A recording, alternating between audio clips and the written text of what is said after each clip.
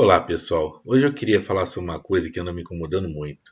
Eu vejo muita gente brigando por diferenças de ideias, formando grupo A, B, C, e eu vejo que não só isso causa muitos conflitos, mas a forma como as pessoas escolhem essas ideias não é legal. É assim, muitas das pessoas, como todo mundo, tem uma certa necessidade ou busca por um pertencimento. Querem pertencer a um determinado grupo para formarem suas identidades, para se sentirem protegidas, aceitas, enfim, todas aquelas coisas que a gente sabe que é comum no ser humano, né? A gente buscar um grupo e sentir parte de alguma coisa maior. Maior, às vezes, não necessariamente sendo de um grande propósito, mas que envolva mais gente.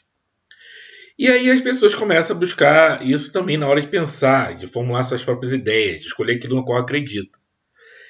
E aí elas escolhem um grupo e ficam assim: bom, eu vou aceitar a ideia desse grupo, vou me opor a outros grupos e vou escolher minhas ideias assim. E aí vira um pacote de ideias, pacote A, B, C, D, cada um para um grupo. E as pessoas escolhem sempre: olha, tudo que eu pensar, eu vou pensar se tem a ver com o meu grupo ou se nega o grupo de outro, né? Tem essas duas lógicas, vamos dizer assim. Se aquilo combina com o que eu penso e se é um grupo formado em oposição a outro, se algum outro, se esse outro grupo acredita, eu acredito no que eu considero ser o contrário, que às vezes é até mal formulado, que é esse contrário. A verdade é que essa não é uma boa lógica, essa não é uma boa atitude diante da vida. Na verdade, a gente tem que buscar a coerência das ideias, uma coerência interna. A gente tem que olhar a ideia, olhar a lógica, observar a estrutura lógica dela, de onde a gente pensou aquilo, de onde a gente tira aquilo. Como filósofos e cientistas costumam fazer isso, e deveria ser a prática normal. Ou melhor dizendo, como os filósofos e cientistas deveriam, né? Porque não é nem sempre quando eles fazem. Às vezes eles tinham que fazer isso, mas não fazem. Eu já vi muito, por exemplo, economia, por exemplo, que é a área onde eu fiz um mestrado, as pessoas escolhiam por escolas de economia e você escolhe a conclusão que você quer e você vai e faz. Política, a gente vê muito isso. Na verdade, até em outras áreas, como religião, certas correntes filosóficas, até ciência. Tem certas pressuposições da ciência que a pessoa já começa a acreditar porque quer. Tanto de corrente de uma ciência para outra corrente, como às vezes da ciência em relação a certas outras filosofias. Como acontece com a espiritualidade? Na espiritualidade a gente vê muito isso. Tem muitos cientistas que escolheram um certo materialismo que é puro preconceito, na verdade. Não tem base científica nenhuma e a pessoa vai porque quer, porque está afim. E isso tem suas raízes no iluminismo, na forma como eles se opuseram a determinadas correntes de religiões em determinados contextos históricos, mas aí aquilo marcou e ficou o grupo. E você vê que a pessoa segue porque o grupo diz, então, eu sou da escola tal, do grupo tal, dessa linha de pensamento, então vou pensar de acordo com que a lista de pensamentos que aquela escola faz.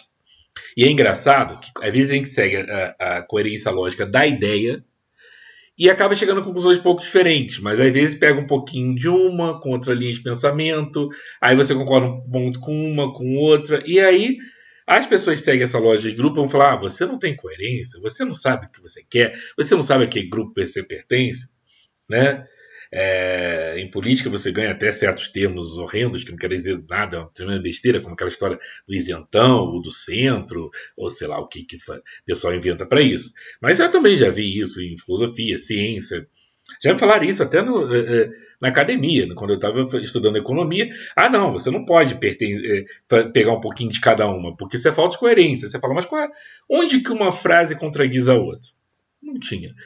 Então, assim, é para isso que serve a lógica, inclusive. Você tem uma sequência de premissas, você, né, suposições iniciais que você acredita que são corretas e você vai criando o seu pensamento dali.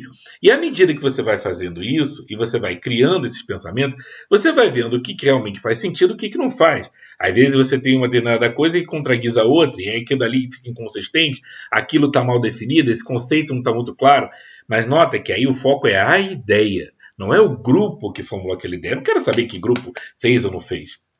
Mas você pega a ideia. E se você chegar a conclusões que de repente ninguém chegou, melhor ainda. Aliás, como ser criativo se não for assim? Porque você só vai repetir o que as outras escolas fazem e você vira um defensor, um militante, um vendedor de ideias. Você não cria nada. Né? Você não está realmente fazendo algo seu, algo que faz sentido para você. Então hoje o meu vídeo é nesse sentido, de tentar estimular nas pessoas que a gente pense um pouco mais nas ideias. Olha a ideia pela ideia. Esquece qual grupo pensa ou não pensa. Pensa de onde você tirou essa ideia, qual o raciocínio que você fez e siga. O que importa é a coerência interna, é a coerência lógica, é a clareza dos conceitos. A gente tem que ter muita clareza nos nossos conceitos. Aquilo faz sentido, mas a ideia tem que ser olhada pela ideia mesmo. Esqueça essa história de grupo. Não só na política, mas em qualquer área.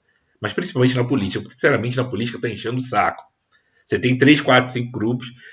Na verdade, são 3 que acham que é 2, inclusive, mas nem vou entrar nessa treta, e que ficam brigando entre si. As pessoas brigam e assim, eu sou desse grupo tal, aí eu me dou um rótulo, porque todo mundo quer a identidade, e fica brigando umas com as outras, e você fala, gente, a gente não está chegando a lugar nenhum.